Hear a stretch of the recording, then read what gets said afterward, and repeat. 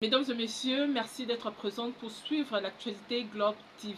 Arrestation de Baraka Elonga, cadre de l'AFC de Corneille Nangaa. Le gouvernement de la République démocratique du Congo informe de son recrutement de réfugiés pour la formation militaire en Ouganda.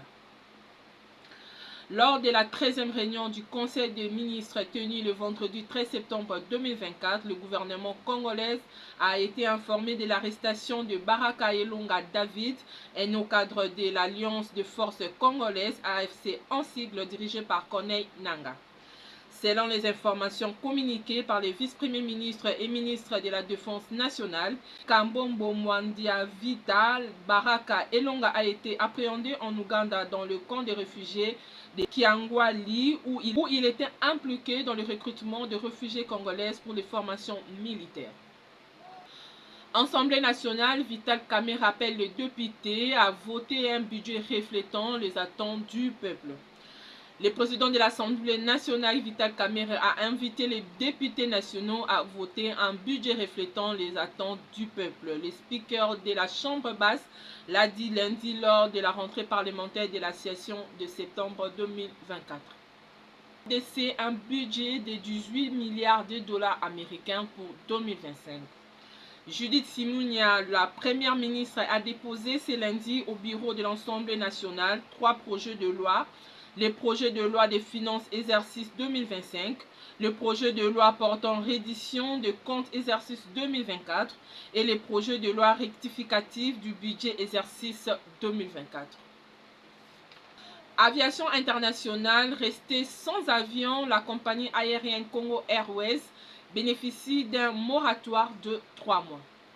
Alors que plusieurs médias rapportent depuis ce dimanche 15 septembre que la compagnie aérienne nationale de la République démocratique du Congo, Congo Airways, aurait perdu son certificat de transporteur aérien. Le ministre des Transports de la République démocratique du Congo vient de publier un communiqué officiel.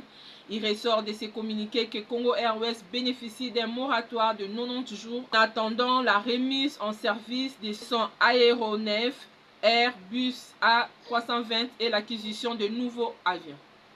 L'armée congolaise répond de positions stratégiques aux rebelles du M23. L'armée congolaise annonce avoir remporté une victoire significative dans le territoire de Rutshuru en parvenant à récupérer plusieurs villages et villes stratégiques précédemment occupés par la coalition rebelle M23 et AFC. RDC, le pays a produit 2,2 millions de carats de diamants en 8 mois.